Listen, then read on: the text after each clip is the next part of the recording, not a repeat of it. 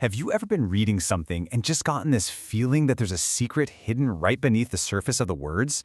Well, today, we're putting on our detective hats. We're going to learn how to read between the lines and uncover the clues that authors leave for us to find. You know that feeling, right? You're deep into a story, and you just sense that there's more to it. It's like a secret layer, a hidden message that's just out of reach. It's a mystery you feel like you're supposed to solve, but you're not sure how. And that's because great literature isn't just a simple story. It's this incredibly designed puzzle. Every single word, every sentence, every character choice, it's a clue. It's all deliberately placed there by the author, just waiting for a sharp reader like you to piece it all together. So let's do just that. It's time to open up the Literary Detectives Toolkit. We are going to unpack the essential gear and the core methods you need to crack any literary case that comes your way. You ready? Let's dive in. All right, first things first. Every good detective needs a core method, a way of looking at the world. For us, that method is all about looking closer, much closer. The number one skill in our toolkit is something called close reading. Really, it's the art of examining the smallest parts of a text, a single word, the way a sentence is structured, to understand the whole big picture. It means putting an author's choices under a microscope to see exactly how they built the thing. Now that we have our method down, let's start looking at the evidence. And you know, the most fundamental piece of evidence in any text is, of course, the words themselves. Our first tool for this is called diction. This is all about the specific words an author chooses, and you have to think way beyond the dictionary definition. It's about the feeling, the image, the whole vibe a word brings with it. You know, it's the difference between calling something a house versus a home, or saying you walk versus you saunter. I mean, just look at the difference a single word can make. A torn coat? Okay, it's damaged. But a tattered coat? That tells a whole story of poverty, of long-term wear, maybe even neglect. An army that wants revenge is, well, kind of predictable. But an army that thirsts for it, whoa, that's primal, that's desperate, that is so much more dangerous. Strong diction isn't just descriptive, it's revealing. So our second tool is syntax. And if diction is about the individual words, syntax is all about how those words are put together.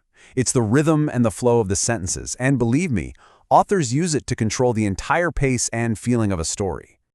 Just think about it. When an author uses short, punchy sentences, what does that feel like? A chase scene, a sudden realization, a powerful, undeniable statement. The rhythm is fast, it's urgent, it's direct. And then you get the complete opposite.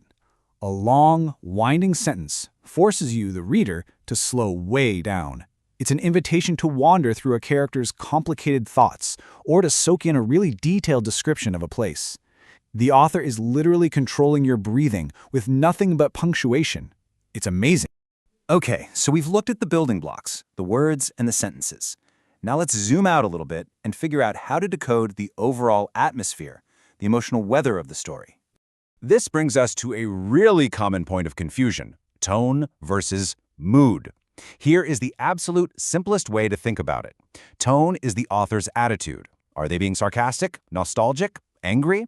It's what their voice tells us. Mood, on the other hand, is the atmosphere of the scene. It's what you feel as the reader. So an author could use a really detached, clinical tone to describe a creepy old house, but the mood you feel is probably still going to be spooky. And the range of possible tones is just enormous. It can be anything from bitter and resentful all the way to joyful and celebratory. So why does this matter so much? Because identifying the author's tone is like figuring out their bias. It is a massive clue as to how they want you to interpret the characters and events in the story. So far, we've examined the crime scene, if you will. Now, it's time to profile the people of interest, the characters themselves. First, we need to distinguish between round and flat characters. A round character is complex. They're full of contradictions. They feel like a real person. Harry Potter is a great example. But a flat character, they serve a more specific, limited purpose, and usually just have one or two defining traits. Think about Crabbe and Goyle. They exist to be Malfoy's mindless henchmen, and that is all we need from them. And that's not bad writing. It's just really efficient storytelling. Next, we look at whether a character is dynamic or static. And this one is so crucial. A dynamic character changes in a fundamental way. Ebenezer Scrooge is the classic example, right? He goes through a complete change of heart. A static character, though, stays pretty much the same. Someone like Sherlock Holmes. His genius is consistent, he doesn't have a big personality shift. A character's change, or their lack of change, is often a giant, flashing neon sign pointing directly at the story's central theme.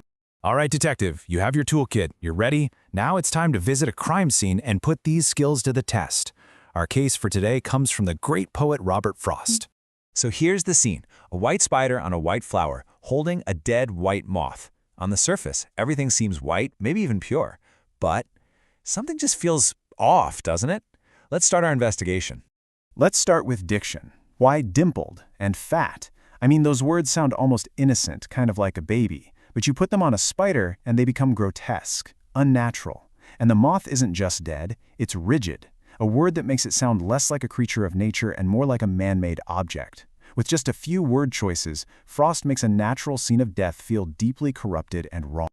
Now for syntax and form.